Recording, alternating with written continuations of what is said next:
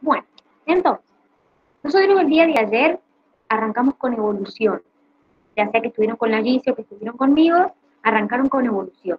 Estuvimos viendo un poco de la teoría de Darwin, los principios de la evolución, vamos a decir Darwin y Wallace para que no quede mal en todo Wallace.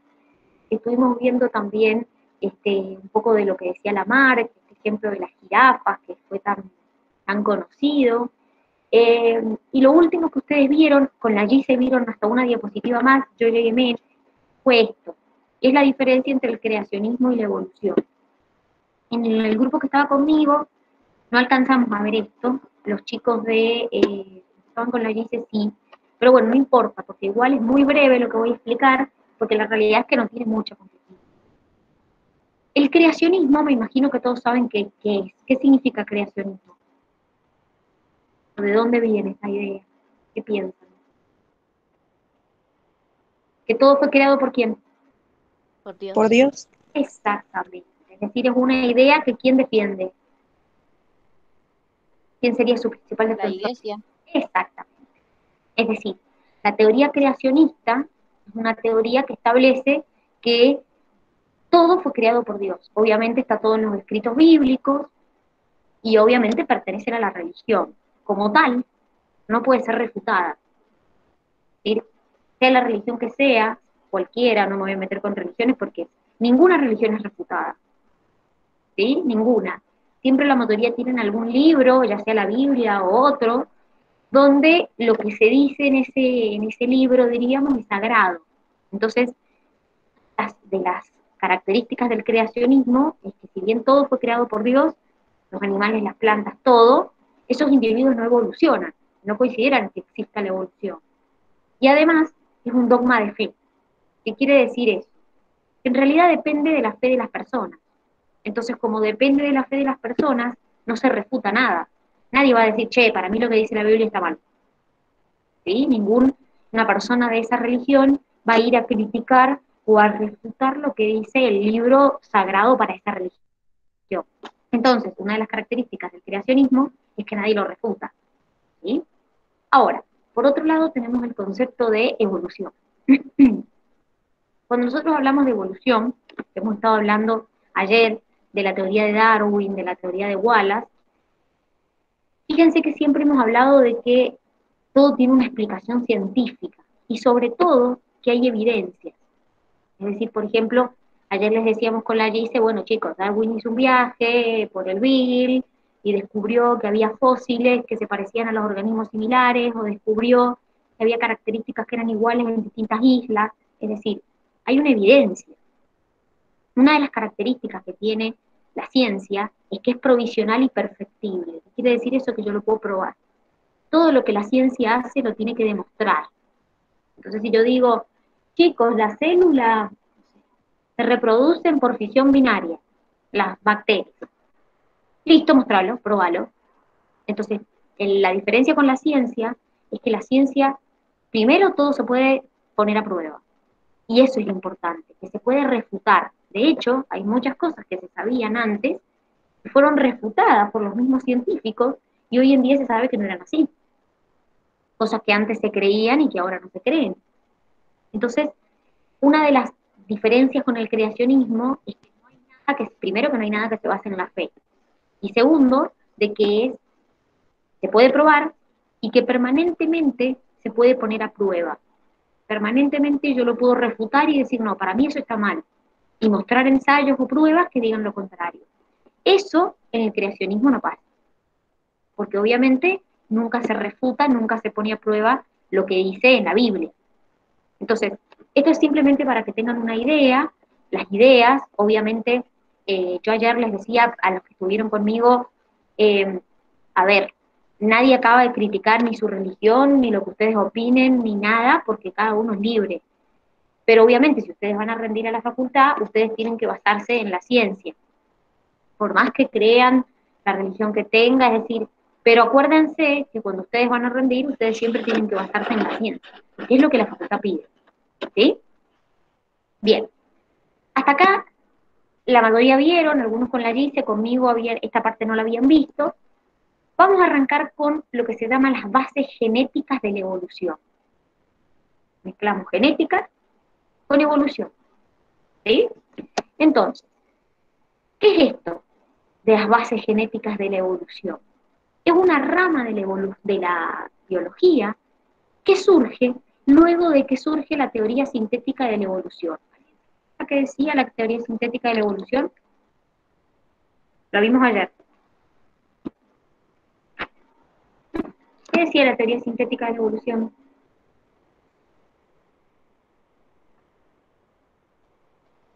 ¿Unía qué teorías la teoría sintética de la evolución? ¿La teoría de quién con la teoría de quién? ¿Nadie se acuerda? De Darwin y Russell.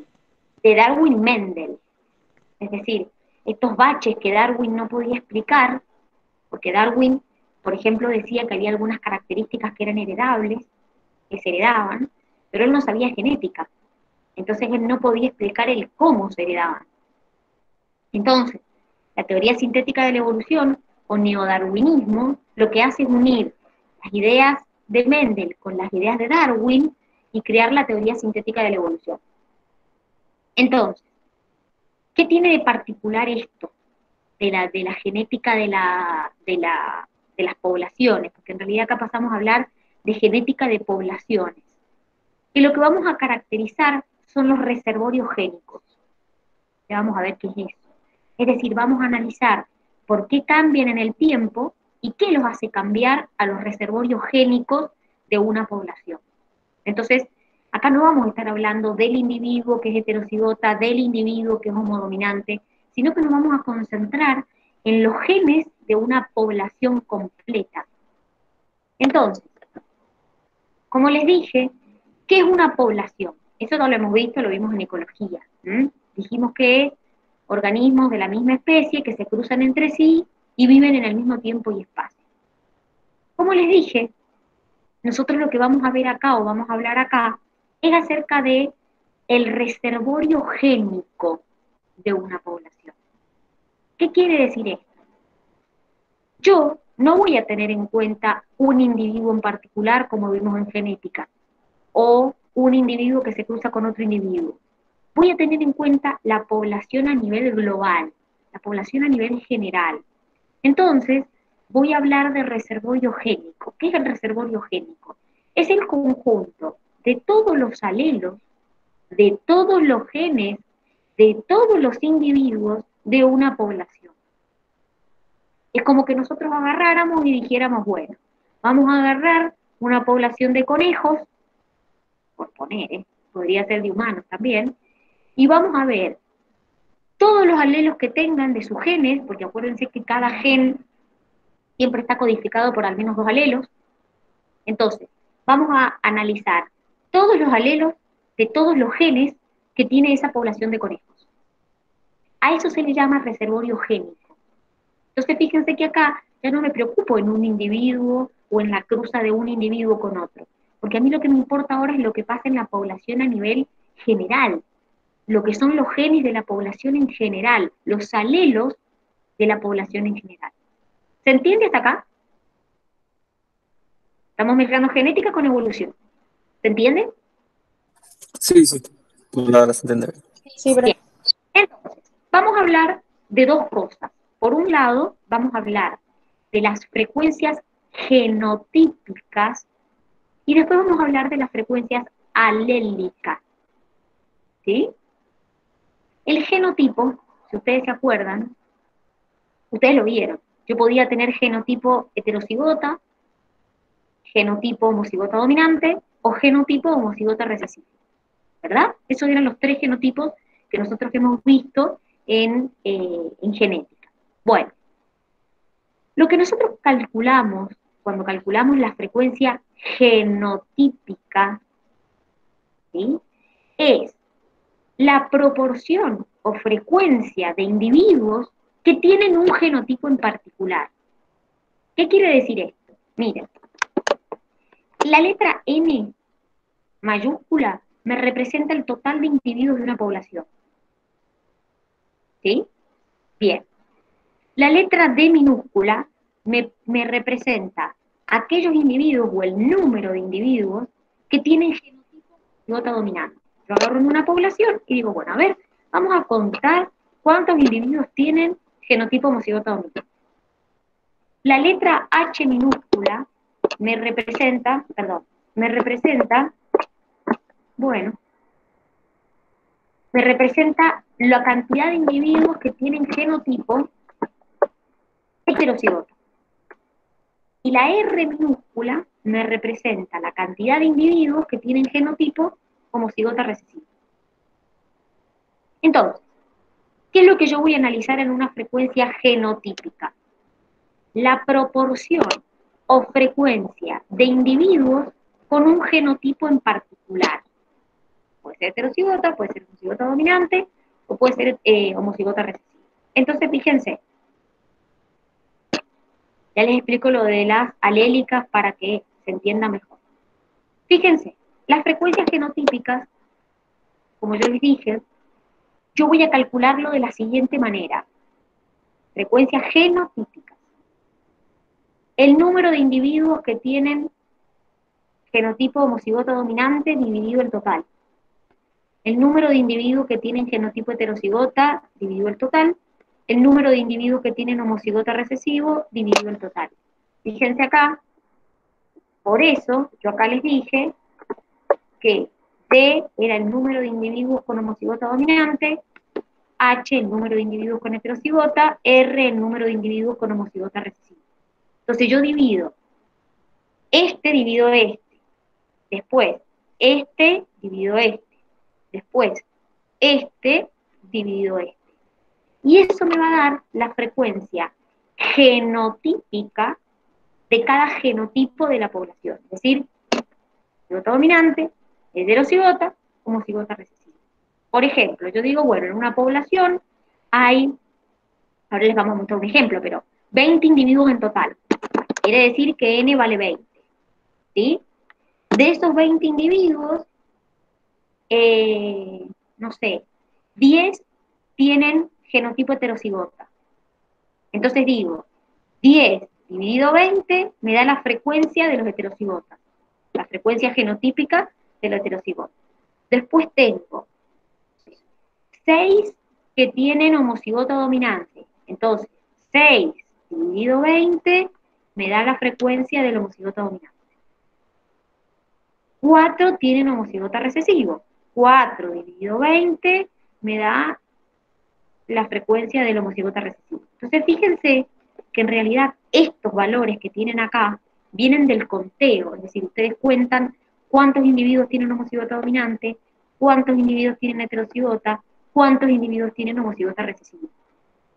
¿Sí? Entonces, si nosotros miramos, miren, la suma de los que tienen homocigota dominante, más los que tienen heterocigota, más los que tienen homocigota recesivo, me da el total de la población. ¿Sí? Como dije recién, si teníamos 10, 6 y 4, en total me da 20. Pero fíjense, esto es lo que me interesa que analicemos. Que las letras cambian, es decir, esta es la frecuencia genotípica del homocigota dominante, frecuencia genotípica del heterocigota, frecuencia genotípica del homocigota recesivo. Entonces, fíjense que estas formulitas son muy simples en realidad, pero acá hay algo que hay que tener en cuenta. Cuando nosotros formamos gametas, ¿qué le pasamos a la descendencia? ¿Los genotipos? ¿Yo le paso todo el heterocigota a mi descendencia en la gameta? ¿O qué le paso a la descendencia? ¿Qué van en las gametas? ¿Alelos o genotipos completos? Alelos. Alelos. Entonces quiere decir que los genotipos no tienen continuidad hereditaria.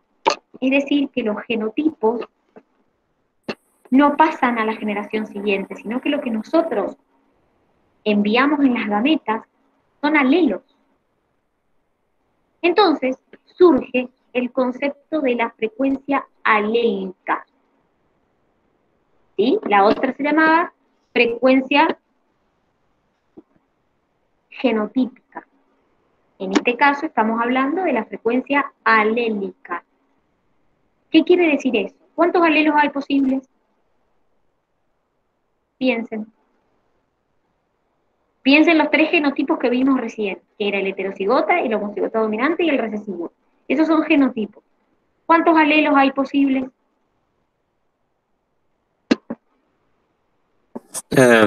Dos, el dominante y el recesivo. Perfecto. Muy bien. Quiere decir que yo solamente voy a calcular dos frecuencias alélicas, la del dominante o la del recesivo. Nada más. Entonces, fíjense, en este caso se toman en cuenta otros valores. Por ejemplo, 2n, fíjense que el otro era n solo, 2n es el número total de alelos de los individuos de una población. Y ustedes me van a decir, Dani, ¿por qué 2n? Porque n es el total de la población, ¿verdad? Pero, ¿cuántos alelos codifica una característica, por lo menos? Una característica cualquiera. ¿Cuántos alelos necesita mínimo para poder codificarse? 2. Exactamente. Entonces, por eso, 2 por n. Ya lo van a ver dónde lo usamos.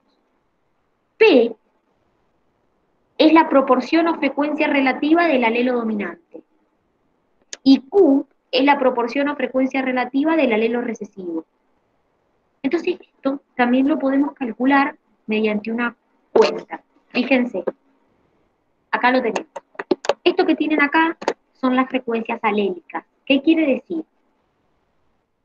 Siempre les cuento que cuando nosotros calculamos proporciones, el total es 1, no 100.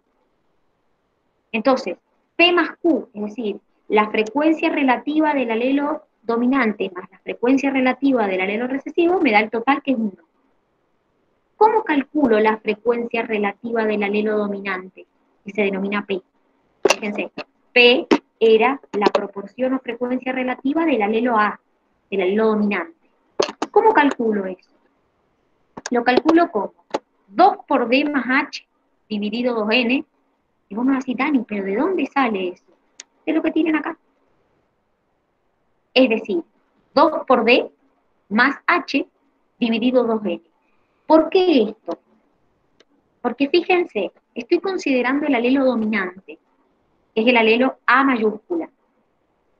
En esto, esta D me indicaba el número de individuos que tenían el genotipo homocigoto dominante. Yo tengo 2 alelos en el genotipo homocigoto dominante, entonces por eso hago 2 por D.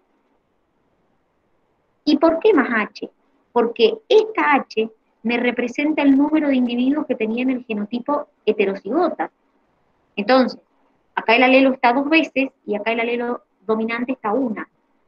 Entonces, 2 por D más H dividido 2N.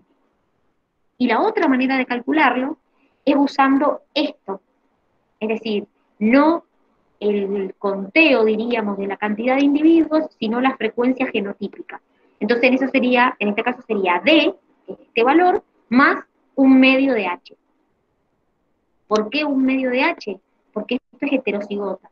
Entonces, ¿qué quiere decir eso?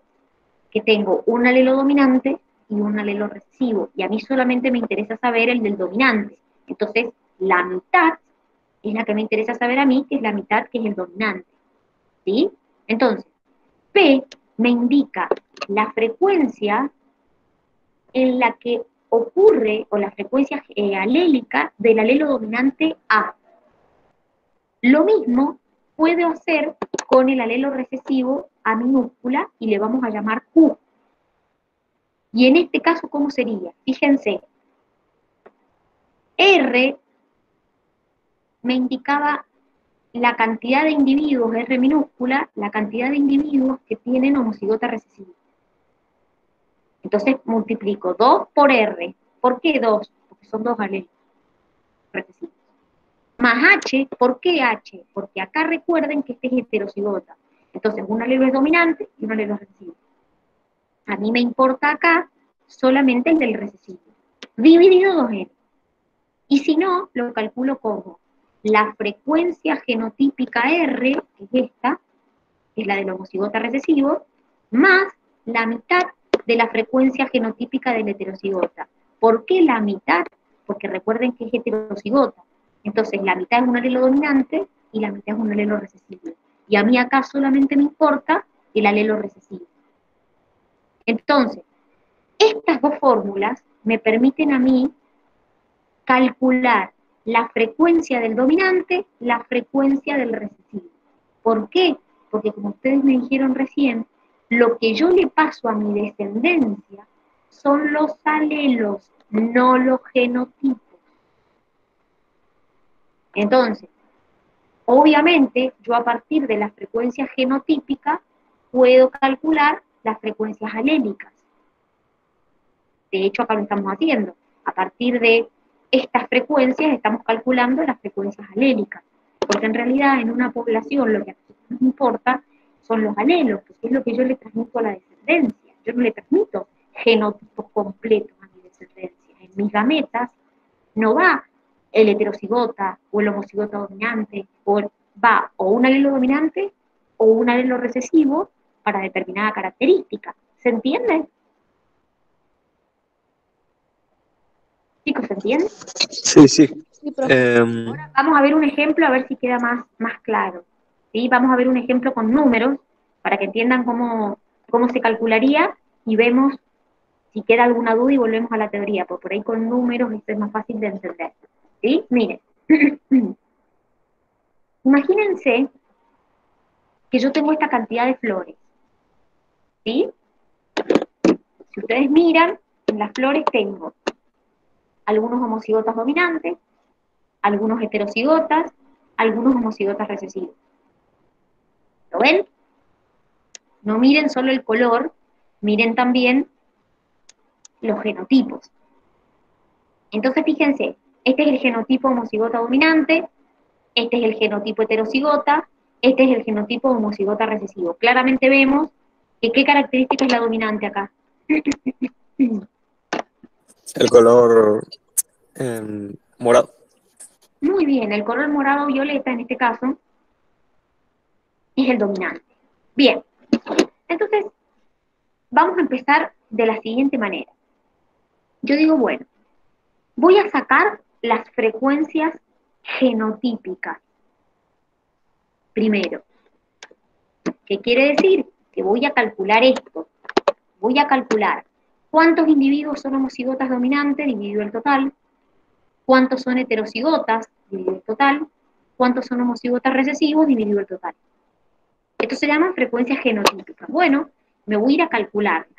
Fíjense, ayúdenme a contar. Empezamos por las más fáciles, que son las homocigotas recesivas, que son estas dos. ¿Sí? Tengo 2 homocigotas recesivas en total son 3, 6, 9. Quiere decir que 2 de 9 va a ser la frecuencia genotípica. 2 dividido en 9 me da 0,22. Bien, esa es la frecuencia genotípica del homocigota recesivo. Me voy a ir a hacer lo mismo con el homocigota dominante. Tengo 1, 2, 3, 4, 5, 6. Tengo 6 de 9 que son homocigotas dominantes. Quiere decir que la frecuencia genotípica es 0,67. Porque 6 dividido en 9 te da 0,67. Me voy al heterocigota. ¿Cuántos heterocigotas ven? Una. Una, que está acá. Quiere decir que una de 9 son heterocigotas. 1 dividido en 9 me da 0,11. Eso que acabo de calcular son las frecuencias genotípicas de esto que estábamos viendo acá, que son las flores.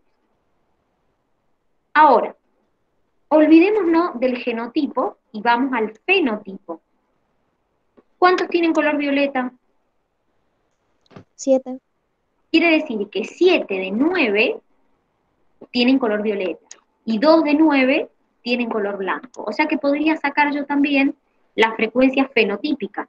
Es decir, 7 dividido en 9 me da 0,78, es decir que hay una frecuencia del color morado de 0,78 y una frecuencia del color blanco de 0,22. Esto se puede hacer como no, la frecuencia fenotípica. ¿Sí? ¿Se entendió cómo calculé la frecuencia genotípica de las flores? Sí, profe. Sí, profe. Sí, profe. Sí. Entonces, vamos a ver ahora la frecuencia alélica de la población. La frecuencia alélica. Si ustedes se acuerdan, la frecuencia alélica es P, la del alelo dominante, y Q, la del alelo recesivo. ¿Sí? Entonces, ¿cómo calculo las frecuencias P o las frecuencias Q? Acá fíjense que calcularon el de la W mayúscula y el de la W minúscula, es decir, del alelo dominante y del alelo recesivo. Podríamos haber usado tranquilamente estas frecuencias para calcular las frecuencias alélicas. ¿Se entiende o no? ¿De qué modo lo hubiéramos usado? Sí. Eso es lo que no. Por ejemplo, ya con esta formulita que tenés acá, por ejemplo, podrías haber dicho que D más 1/2 de H te da P. Entonces, por ejemplo, podrías haber sumado, si hubieras querido calcular P, podrías haber sumado 0,67 más 1/2 de 0,11 y te hubiera dado la del dominante. Q sería 0,22 más 1/2 de 0,11, que son estas formulitas que están acá, chicos. Esta que tienen acá. P, Q. ¿Sí? A ver, prueben calcular. Fíjense, D, empecemos con la de P, es la frecuencia genotípica del homocigota dominante más mitad de la frecuencia genotípica del heterocigota. A ver, calcúlenla cuánto da. Calculen. Sería 0,67 más 1/2 de 0,11. A ver cuánto les da. 1/2 de 0,5 para el que no sabe. A ver cuánto da eso. 0,5 por...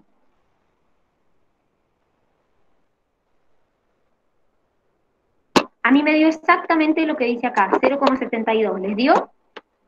¿O no? Sí, a mí sí. Bien, fíjense que yo ahí usé fórmula. Teniendo las frecuencias genotípicas, usé la forma para calcular la frecuencia alélica. ¿A alguien no le dio? Bien, vamos con el alelo Q, con el alelo recesivo, es decir, vamos con la frecuencia del alelo recesivo. Sería, acá, sería la frecuencia genotípica del homocigota recesivo más la mitad de la del heterocigota. Quiere decir que sería 0,22 más 1/2 de 0,11. A ver, vamos a calcularla. Espérenme. Vayan calculando ustedes también. Sería 0,5 por 0,11 más 0,22. ¿Cuánto les dio? ¿Cuánto les dio el valor?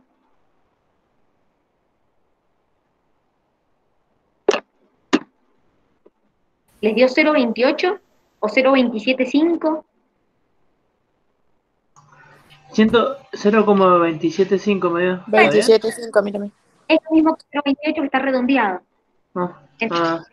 O sea que cuando no en ese sentido lo redondeamos directamente, no. Claro, pero fíjense qué es lo que da acá. Listo. Fíjense que es lo mismo. En ese caso nosotros aplicamos fórmula y acá lo que aplicaron fue el conteo. ¿Qué quiere decir el conteo? Para que se den una idea. Miren, si yo quiero saber el alelo dominante, ¿sí? Digo, tengo 1, 2, 3, 4, 5, 6, 7, 8, 9, 10, 11, 12, 13. Quiere decir que mi alelo dominante está 13 veces. ¿De cuántos alelos hay en total? 1, 2, 3, 4, 5, 6, 7, 8, 9, 10, 11, 12, 13, 14, 15, 16, 17, 18. ¿Cuántos alelos hay en total acá? 18. ¿Cuántos son dominantes? 13. 13 dividido 18 te da 0,72. O sea, lo mismo que si hubiéramos aplicado la fórmula. ¿Cómo hacemos para calcular el recesivo? ¿Cuántas veces está el recesivo? 1, 2, 3, 4, 5. Quiere decir que está 5 veces de los 18 alelos que hay en total. 5 dividido 18 me da 0,28. ¿Por qué les estoy mostrando esto, chicos? Porque la mayoría de las veces no nos van a dar esto. La mayoría de las veces nos van a dar para calcular las frecuencias genotípicas, para que a partir de esa calculemos las alélicas. No vamos a poder hacer este conteo. La mayoría de las veces no me dan cómo son los individuos de la población uno por uno. Entonces no voy a poder contar, voy a tener que aplicar la formulita que aplicamos al principio, que era esta que vimos acá, es decir, la que hicieron ustedes recién. D más un medio de H o R más un medio de H. ¿Se entiende? Sí. Bien. Sí. ¿Quedó alguna duda de cómo calcular esto? No, profe, mi parte no. ¿No? ¿Quedó bien? Miren, fíjense. Y acá les quiero contar algo para que entiendan una cosa. Miren, acá lo que vemos dice frecuencias genotípicas y alélicas. Miren lo que pasó. Esta es la población original, que viene acá, que es la que vimos recién, que teníamos estas flores violetas y estas dos solamente blancas, que vimos recién, le analizamos las frecuencias genotípicas, las frecuencias alélicas, bueno. Vamos a ver qué pasa con la descendencia de esta cruza. Estas empezaron a cruzar entre sí y dejaron una descendencia. Miren lo que nosotros habíamos calculado recién. Nos había dado que el alelo dominante en la población original era 0,72 y el alelo recesivo en la población original era 0,28. Es decir, esas son las frecuencias alélicas de los dos alelos en la población original. Vamos a analizar la descendencia, a ver qué pasó. En la descendencia, miren lo que pasó. ¿Qué ven de raro en la descendencia? ¿Qué ven de distinto? Hay más recesivos. Hay más blancas, muy bien, hay más recesivos, hay menos de cuál entonces. ¿De quién? Dominantes. Del dominante. Perfecto. Heterocigotas. También, en realidad, si nosotros hablamos, nos basamos en las alélicas, miren lo que pasa acá. Cuento. 1, 2, 3, 4, 5, 6, 7, 8. 1, 2, 3, 4, 5, 6, 7, 8. Hay 8 que tienen el alelo dominante, o hay 8 alelos dominantes, mejor dicho. ¿Y cuántos tienen el alelo recesivo? 1, 2, 3, 4, 5, 6, 7, 8, 9, 10. Hay 10 alelos recesivos. ¿Qué pasó de una población? Mire, acá se calculó la frecuencia alélica del dominante y la frecuencia alélica del recesivo. ¿Qué ven en las frecuencias alélicas? ¿Qué pasó con esas frecuencias alélicas? ¿Cambiaron? Muy bien. Perfecto. Perfecto. ¿Qué quiere decir? Cuando las poblaciones cambian sus frecuencias alélicas, chicos, es decir, en una generación tienen más frecuencia de un alelo dominante, en la otra tienen más frecuencia de un alelo recesivo, quiere decir que la población evolucionó. El cambio en las frecuencias alélicas da indicio de que la población evolucionó. ¿Se entiende a lo que voy? Es decir, cuando nosotros vemos que de una población a la siguiente la frecuencia alélica cambió, eso quiere decir que la población ha evolucionado. ¿Alguna duda con esto? ¿Algo que no se entienda? ¿Algo que me quieran preguntar? ¿Todos entendieron cómo calcular la frecuencia alélica y la frecuencia genotípica? Miren que es fundamental. Profe, ¿eso sería a base de muchos años o se puede hacer en poco tiempo? Digamos que evolucione. Que vos quieras, no, generalmente la evolución se ve con el correr de los años. No, si vos me decís de acá a la semana que viene o al mes que viene, no. Generalmente es con el correr de los años de evolución. Y varios. Sí. Sí, es con el correr de los años. ¿Se entendió cómo calcular las frecuencias genotípicas y las alélicas? Sí, profe. Bien. Sí, profe.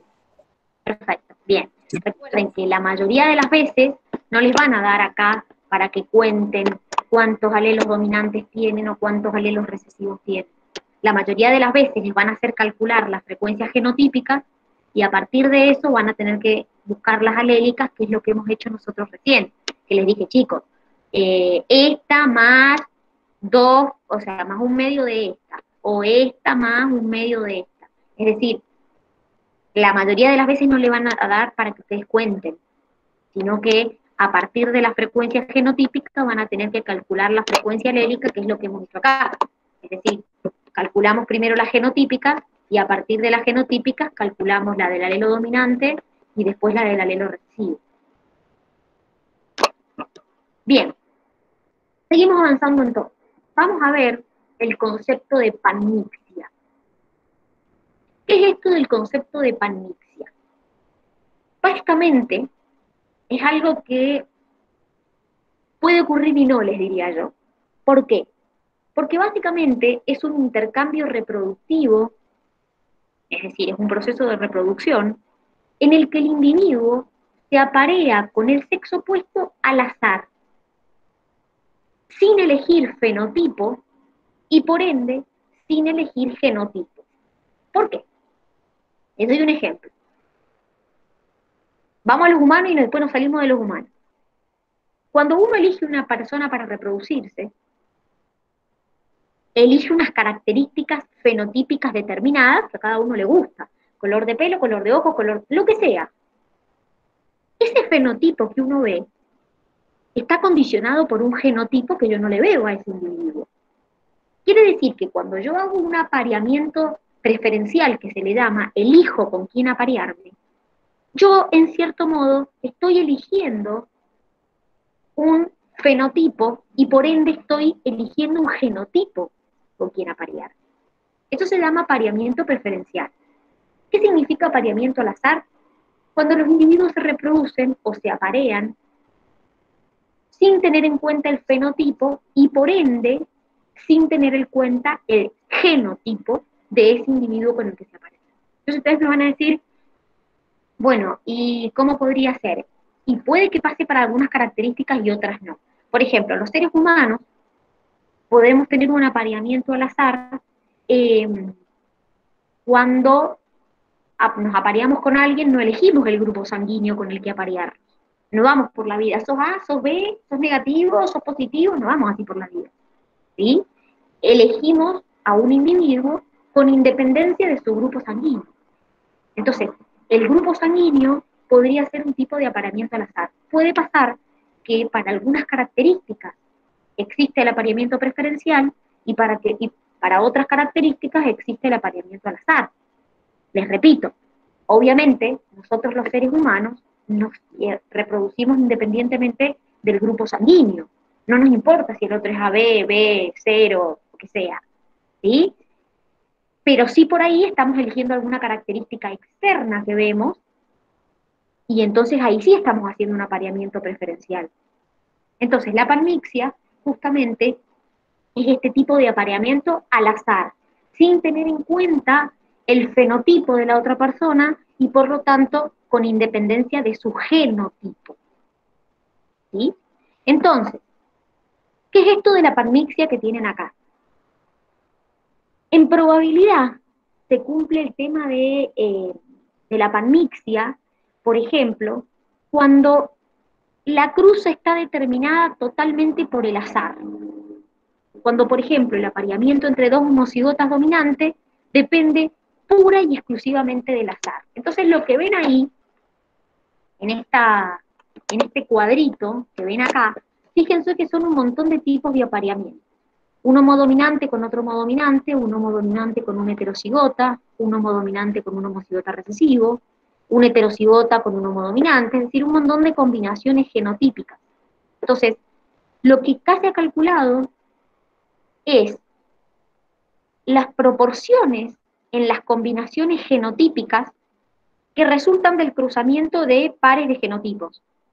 Es decir, por ejemplo, ¿se acuerdan que D era la frecuencia genotípica del genotipo homocigota dominante? Quiere decir que si yo calculo D al cuadrado, es lo mismo que hacer D por D, me da la proporción genotípica de la descendencia. Toda la descendencia va a ser homocigota dominante. Ahora, si yo quiero calcular esto, es teniendo en cuenta la panmixia, es decir, teniendo en cuenta que no hay un apareamiento preferencial. Si yo quiero calcular la cruza entre una homocigota dominante y una heterocigota, ¿qué multiplico? Multiplico la frecuencia genotípica de la homocigota dominante, que le llamábamos D, por la frecuencia genotípica de la heterocigota, que le llamábamos H, D por H.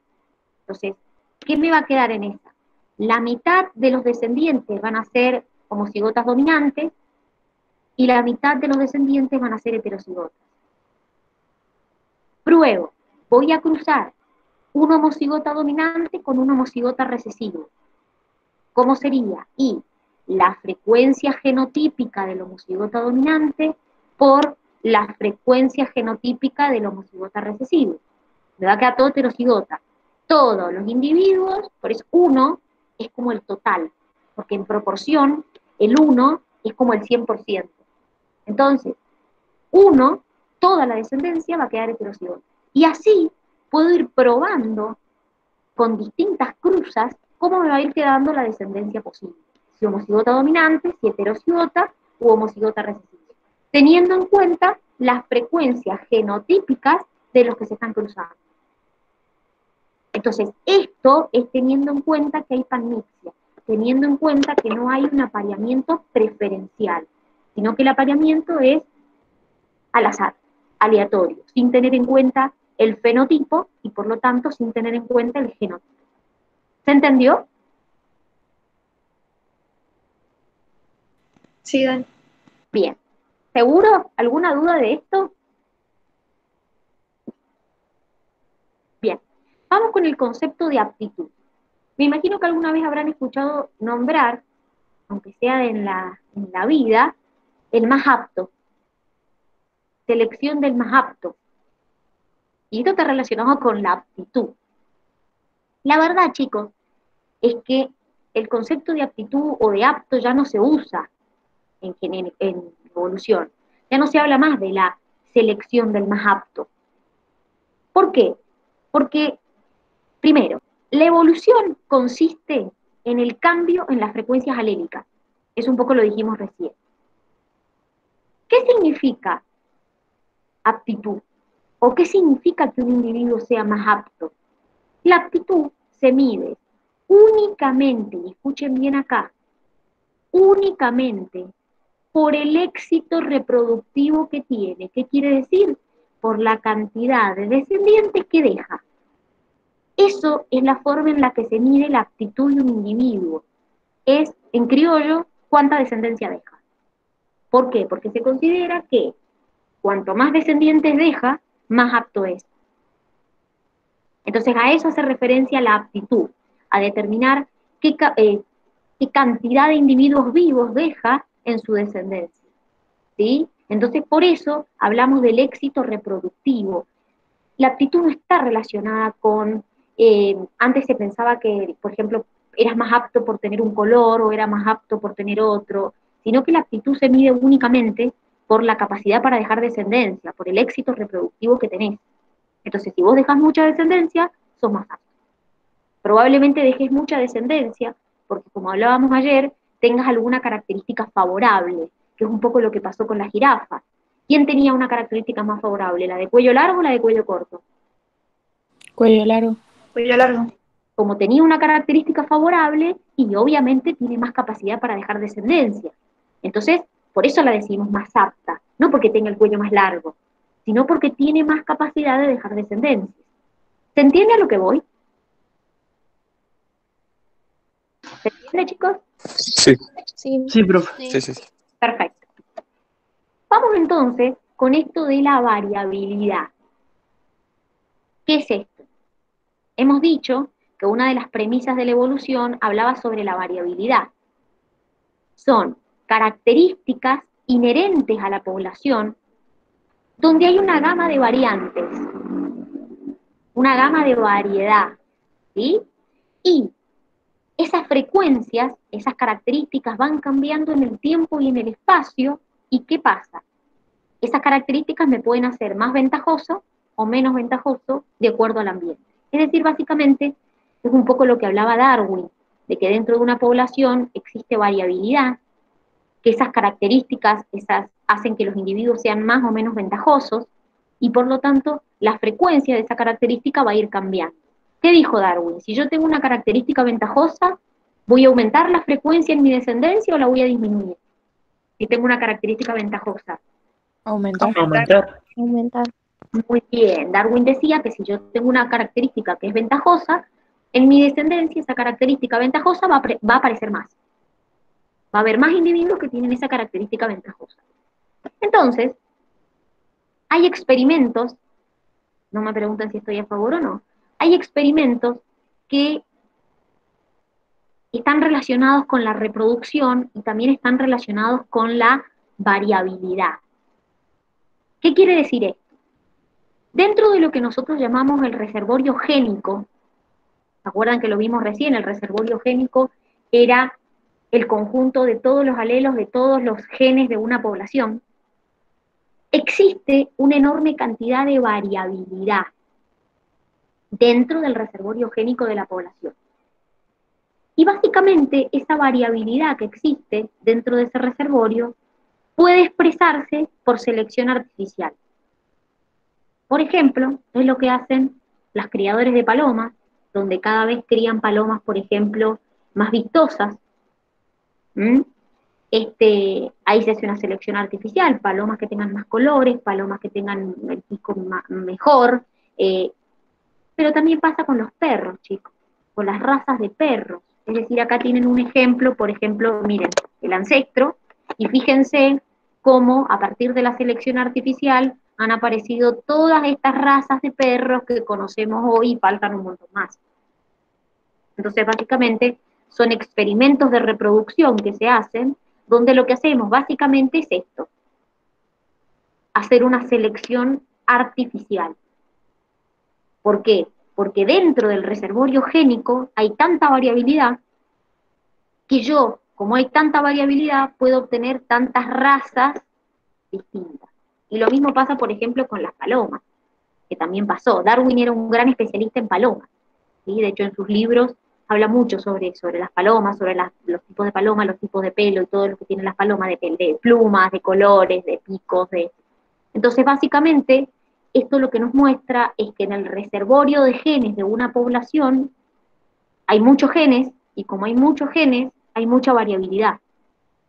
Entonces acá, por selección artificial, miren todas las razas que se han obtenido a partir del reservorio génico que tenía, por ejemplo, esta población en particular.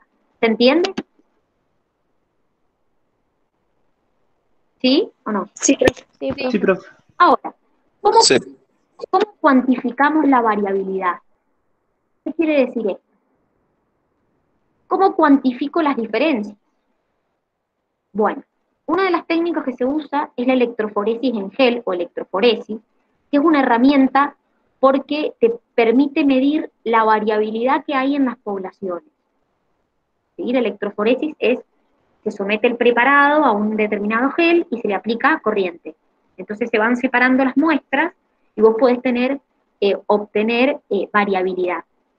Ahora, el problema de esto es que tiene limitaciones, la electroforesis. Es una técnica de laboratorio. No hace falta irse a Estados Unidos para hacerla, acá se hace.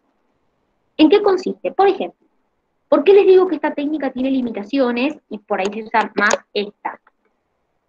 El PCR. El PCR es reacción en cadena de la polimerasa, ¿sí? Esta es más efectiva porque reveló, por ejemplo, cosas que la electroforesis no podía revelar. Por ejemplo, reveló mutaciones, alteraciones en el ADN en regiones que no codifican, que la electroforesis no la podía medir, y ahora vamos a ver un ejemplo. Uno de los ejemplos más claves de que la electroforesis tiene limitaciones es lo que pasó con las enzimas de la mosca de la fruta. Había un experimento que se estaba haciendo donde se estaban analizando 18 enzimas de la mosca de la fruta. Entonces, 9 enzimas no tenían variación por electroforesis, por la técnica de electroforesis. Pero había 9 que se mostraban, de las enzimas, que se mostraban diferentes cuando se les aplicaba la corriente eléctrica en la electroforesis. Entonces, ¿qué empezaron a decir? Ah, entonces quiere decir esto, empezaron a suponer que esas 9 que sí mostraron variación en electroforesis están codificados por distintos alelos de distintos genes o del mismo gen. Es decir, como que había una variación en las enzimas que estaba más relacionada con lo genético, ¿sí? Como que decían, ah, bueno, y si mostraron una variación en la electroforesis, quiere decir que están codificadas por distintos alelos. Bueno, lo que pasa es que la electroforesis tiene sus limitaciones. ¿Por qué? Porque la electroforesis se basa en propiedades eléctricas. ¿Y qué pasa? La mayoría de las proteínas, como por ejemplo las enzimas, son neutras. Entonces, solamente hay 2 aminoácidos que se consideran ácidos, hay 3 aminoácidos que se consideran básicos, y el resto, la mayoría, no son detectables por electroforesis. ¿Qué quiere decir esto en criollo? Que la técnica me estaba dando un error, porque la realidad no era que había una diferencia en los alelos del gen, es que la técnica no estaba resultando útil para esas enzimas, porque esas enzimas, por ejemplo, tenían una carga distinta. Los aminoácidos que formaban esas enzimas tenían una carga distinta. Entonces la mayoría eran neutras y por ahí había algunas que tenían aminoácidos más ácidos o mayor cantidad de aminoácidos básicos. Entonces estaba el error. Entonces, por eso es que la técnica de electroforesis no es tan útil, obviamente se usa, pero no es tan útil porque tiene sus limitaciones, porque la electroforesis se basa en cargas eléctricas. Entonces, si la mayoría son neutras y claramente no van a mostrar una diferencia en la técnica de electroforesis, no me va a servir para cuantificar la variabilidad. Por eso en esos casos, lo que más se usa es la PCR, que ahora la hemos sentido nombrar un montón con el tema del COVID, que es la reacción en cadena de la polimerasa, que ahí sí es más efectiva. Vieron que dicen, me voy a hacer el PCR ahora, cuando te hacen el hisopado, me voy a hacer el PCR. Bueno, ahora tienen el que es el PCR. Me permite determinar variabilidades en el ADN y sobre todo es más específico porque te revela cosas que la electroforesis no te revelaba. Por ejemplo, si hay alguna mutación o, por ejemplo, si hay mutaciones en la parte no codificante del ADN. Entonces, por eso la técnica que más se usa es la PCR, ¿sí? No tanto la electroforesis. Y lo último, vamos a hablar de lo siguiente. Hay escuelas que analizaban, mejor dicho, lo que se conoce como polimorfismo. ¿Qué quiere decir? Básicamente, ¿por qué existe tanta variedad o tanta variabilidad dentro de los individuos de una población? Entonces, aparecen 2 escuelas, las neutralistas y las seleccionistas. La escuela seleccionista decía que toda variación genética que afecte en forma directa o indirectamente la aptitud de una población se mantiene por selección natural. En criollo, ¿qué quería decir esta? Que, por ejemplo, un mínimo cambio en una secuencia de un aminoácido que forma una proteína me puede favorecer o no. ¿Me hace más ventajoso o más desventajoso? Y obviamente se va a mantener en esa población por selección natural. Los neutralistas no opinaban lo mismo. Decían que la mayoría de las variaciones que existen en la población son neutras, es decir, que no te afectan la aptitud del organismo, no lo hacen más apto o menos apto. Entonces, no están determinadas esas características por la selección natural. Por ejemplo, decían, a ver, si te cambia un aminoácido de una proteína, no va a ser más apto o menos apto al individuo en cuestión, porque te cambie un aminoácido de una proteína. ¿Por qué? Porque es tan pequeña la variación que su preservación o su pérdida no tiene nada que ver con la selección natural. Entonces, lo que los neutralistas decían es que la variabilidad no está relacionada con toda variación genética, aunque sea mínima, sino que está relacionada con 2 cosas, con las mutaciones que existen y por otro lado, otra cosa que se llama deriva genética, que ya lo vamos a ver mañana. Entonces los neutralistas no consideraban que toda variación te hace más apto o menos apto, sino que consideraban que la variación era fruto de las mutaciones por un lado, que existen en una población, y por otro lado, la deriva genética, que es un proceso que ya vamos a ver mañana cuando veamos deriva genética.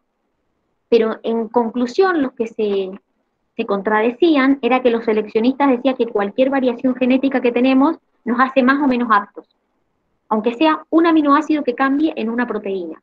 Y los neutralistas decían que no, que las variaciones, la mayoría de las variaciones son neutras y no nos hacen más o menos aptos, que verdaderamente lo que genera variabilidad entre nosotros son las mutaciones y este proceso de la deriva genética, que es lo que vamos a ver mañana.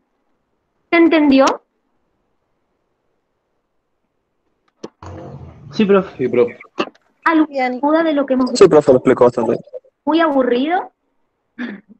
Muy aburrido ecología. No, mucha información. No, profe. Claro. Mucha información, sí. Mucha información, sí. Profe, Dime.